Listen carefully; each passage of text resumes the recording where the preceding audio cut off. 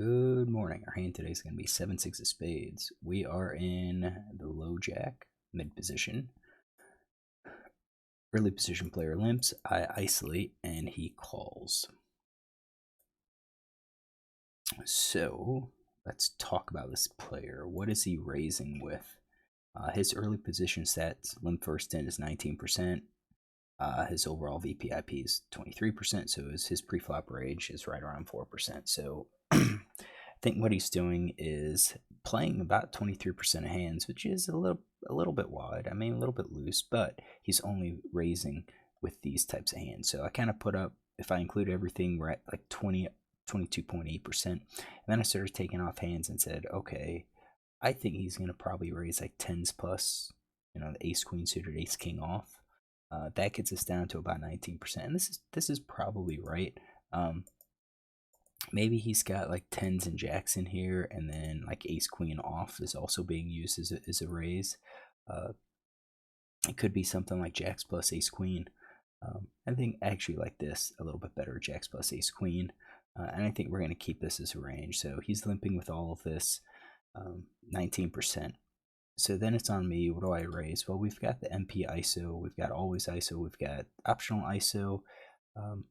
We know that he has he got rid of a lot of his strong hands, so now he's looking at the weak hands. Still, 6-7 is going to be at the bottom of our range, but I actually like this raise here. This including all the optional ISOs, because he limps and folds 54% of the time. So 7 out of 13 times he's limped from early position, then he folded to a raise. So because of that, I think we extend the option all the way down to a lot of these weak hands, and I wouldn't be surprised if we could actually open it up and expand it with even weaker hands, because we know he's going to be folding so much. So this is going to be my ISO range, that's his range. And then it comes back to us, or it comes back to him, and he calls. So we're at 18%. We need to get like 9% here. So I'm going to kind of start peeling off some of these hands. I think maybe like the ace twos. Well, maybe like ace 7, ace 9 kind of folds.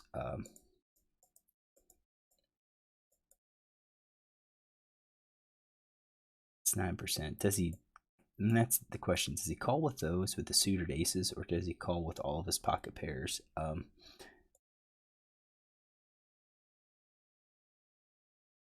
think we're going to probably play something like that. Just say this is what he's going to call with. So he's calling with this range. We've got 7-6. Now, we're not looking as good. You could see, our range is better, but our 7-6 is not. So let's take a flop of 7-7-3, and that was just a very good board for us. Villain checks, and that's on us. We have, we could have flush draw. That could be used in our bluffing range. We have position, so I think we could do like 2-card backdoor flush draw. And then when you start thinking about overcards, I think you're looking at, using all of these. It's possible that we're going to be betting almost everything here. 47%. When we break it down to, overpair plus, that's 35%. We're at 47%. In order to get to the rest, it would kind of have to be everything else. Something like that. Just get rid of all of our overcards, just almost 100%. This just doesn't feel right that we would be c-betting almost 100%, but he limped, he has a weak hand, and then he calls again. And I think it's going to be called hard for him. So even if he has like 8s or 9s, he can call, but the chance that a 10s or higher comes on the next card is going to be pretty good, and I'm going to be betting again. I'm probably betting again with most of my range too. Yeah, so I kind of feel like we're over betting, but I think we're gonna go for it. So, and the other thing is, we have a couple three of a kinds. We need to get value from these hands. I think this is a board where we're gonna get called. So let's say we bet 100%. We go back to what Villain's gonna be calling with. I think he's calling with any of these over pairs, probably any pocket pair. Basically, I think any pair of those flush draws. And then we can think about some of the ace high hands that he might call with. So, if we go ace high, maybe these ace jacks, ace tens that he would call, ace nine, that he just doesn't believe us with. Maybe even, some of these kings. I think that's generous, though. I think, on this board, he's out of position. I think we're just going to say pairs. If he has a pair or a flush draw, that's what he's going to do. So 50% of the time, we're trying to get value from, we're hoping that he has one of these overpair hands. And it's going to pay us off. Hopefully he has an overpair and the cards all come like twos, threes, fours, something like that. So I bet half pot. I think this could be one where we go 2/3 pot. Go for better value. We go for like 7 or so. 8, like 7.5. You go 7.5. That's gonna be like 26 in the pot. Then we could go like maybe about 15 or so. That's gonna allow us to, I think, get us closer to all in on by the river. So I bet he check raises me. So this is interesting because we bet with everything. He check raises. What is he check raising with? We're gonna say, well, we know it's not quads. I don't think quads check raises in the first place. And I really don't think full house check raises, with threes. Threes are like 7-3 or something like that. So I think check raises will be happening with like an overpair or maybe one of these bottom cards and possibly a flush draw. Maybe it's not all of the flush draws.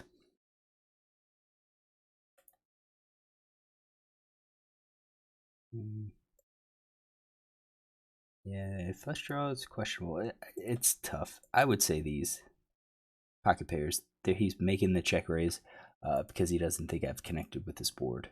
I think flush probably just calls. Let's see this play. And the reason I'm not really too sure that he's playing as strong as what he should. So check raise at 12%. 6 out of 50. That is, I don't necessarily think he has a propensity to check raise. All right, let's go to here. Check raise here, 5%. So it's a little less. But we've got some notes on here. Yeah, flop.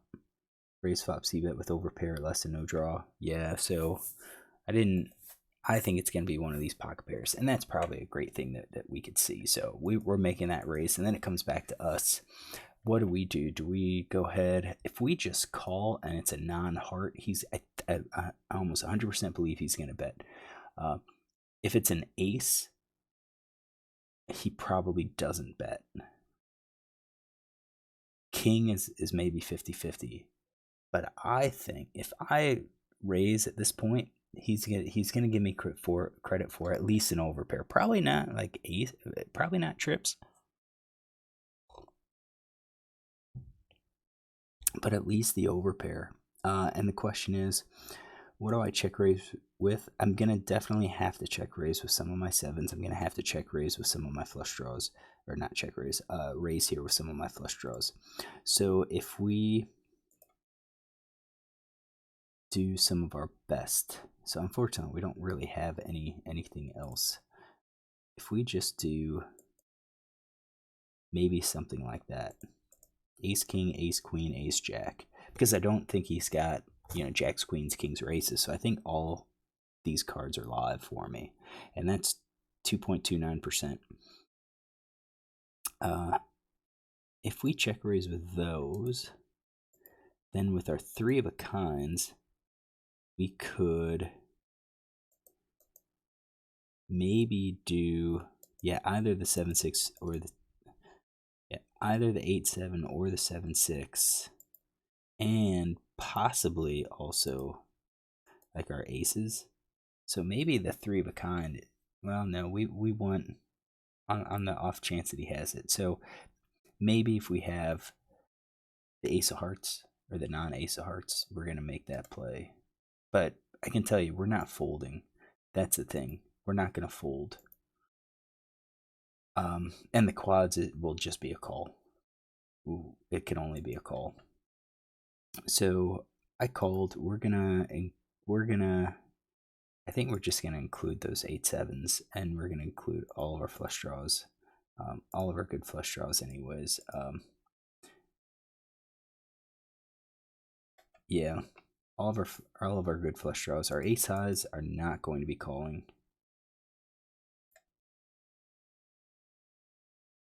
No made hands are not going to be calling.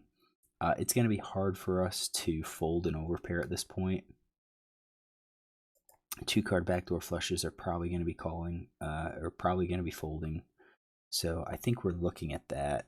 So we did fold about 50% of our hands to that check raise, which is, I think, appropriate. We'll check GTO in a bit. So then 3 spades comes out, and at that point, that's actually pretty good because it's giving him 2 pair. He's got an overpair. If he has a 7, we split. If he has a 3, that's great. So now we're looking at pot size of 45. He's got a stack of 58. That's the effective stack size. He leads for 8. And unfortunately, I don't like that. That looks like it is exactly one of these pairs. These weak pairs. And since I called, he's concerned now that there's a 7 or a 3 out. Or maybe that I have an overpair. If I raise, what is he going to do with that? Would he call? I think 4, 5, and 6 probably fold. 8, 9, and 10 is going to be questionable. I think out of these hands, maybe it's 50%, maybe it's 35%. It's going to be hard. I think it's going to be hard for me to get money unless I check again and he leads. This could also be a sucker bet here, where he's betting a 3 for some reason. It's not in his range. Not a sucker bet. Yeah, it is a sucker bet. He connects with a 3. He's got 3s full of 7s. He bets hoping to get me to call. Get that small amount, just to get additional ones. So I just called because, again, I don't think I don't want to blow him off with quads. I don't want to blow him off with full house. I think with that sizing, with the overpair, I think we could raise with 8s, 9s, and 10s. 10s could be a call because we're putting jacks, queens, kings, and aces in his range. And I think we could continue just to call here with these hands because I think we are ahead. Unless he has a 7 or a 3, I don't think it makes sense. Makes sense to raise. And then since we're going to be betting something, I think the best thing we could do is bet some like 1 or 2 of these hands. So I'm going to take them out. Let's say we bet with ace king, and we bet with like ace queen, something just like that, just to balance the raise for that overpair that we would have. So I called, which I think is probably is justified. Now we're hoping that he's going to raise us. 9 of diamonds comes out. We're putting him on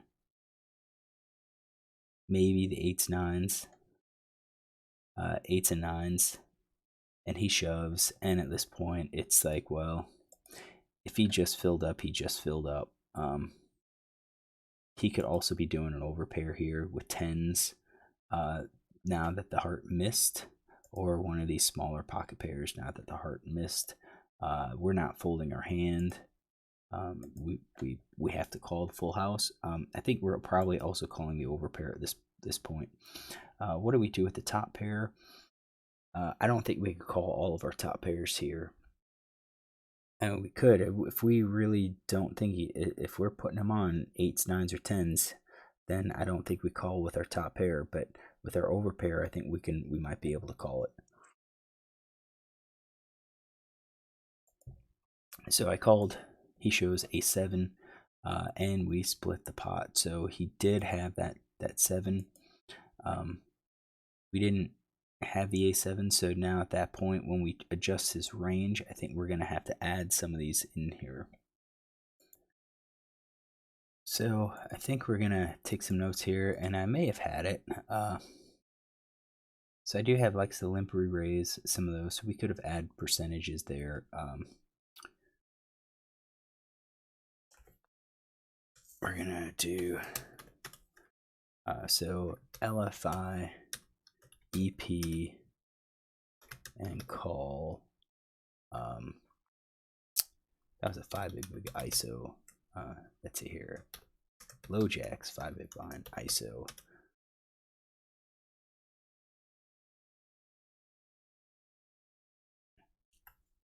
LFI and call low jacks from EP with A7 of clubs is out of position.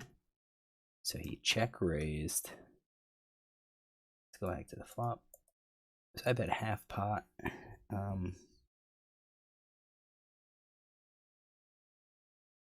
So 15, 16, maybe about 50%. Check raise 50% pot. And then he bet 1/5, 20%. Less than 20%, say 15%. And that just got to a 5/6. Do like 80% on 7 hearts, 7 diamonds, 3 hearts, 3 spades, 9 of diamonds. All right, so we took the notes on that one. Let's check GTO. So I did adjust the ranges with him. I gave him all the suited aces. I took out the 2s, 3s, 4s, and then I took out those, that suited connectors. I think that one suited connector that I had. We're still at 9.335%. So we're gonna include this range. So he has a check, is what I programmed, and then it comes to us, and we're C betting 100%, and it looks like we're C betting the largest size. So I'm spot on with that. It was a poor board. I should have a range advantage on that. We should go larger, and everything. So his raise actually works pretty good. A7 and 10s, and he's gonna have some raises around there as well. So I did kind of expect some of the pocket pairs. I expected some of the smaller pocket pairs as well. So it looks like he did make that check raise quite well. And then here we have, I was just calling because I kind of expected once you get check raised, then it's gonna, we could try to get it all in. And I actually thought that he would be afraid if I check raise, he may just go ahead and just kind of freeze up. Freeze up if I raise and get rid of all the pocket pairs that I thought he could be checking raise. Check raising with, but here GTO wants us just to go ahead and play aggressive with our 7s, raise it, and then he's going to call basically everything, and we're getting all in at this point, and that's it. So GTO really says that once we get that check raise, we should be raising ourselves. And when we look at the hands that we're raising with, we've got jacks, queens, kings, aces. We're talking those over pairs because he could have the 10s. Sometimes we call, sometimes we raise with the 10s. We've got our 7s, our quads that we're doing that with now, 8, 7, 7, 6. So I guess if he's doing this with some of the 8 hearts as well, so like he's check raising with the flush draws, that's probably why GTO is set on getting us to raise as much as we are, as suggested, because he's going to have these heart draws, and it's better to get all in right now than to let it get, just call, and then maybe the heart doesn't get there right away, and then they might fold. So overall, I don't think I played this as well as I should. Yeah, we split the pot, but I think given our range, given the other hands, I'm gonna say yeah. Instead of trying to play fancy and trying to trap, be aggressive, get it all in on a hand like this. Uh, if he's on the heart draw, he's on the heart draw. He will probably pay it, and then it's variance. I think the lower variance play is just a call and see if the hearts get there. So hopefully you enjoy this hand. Hopefully we learned something. If you like this hand, look tomorrow. We'll have another one up.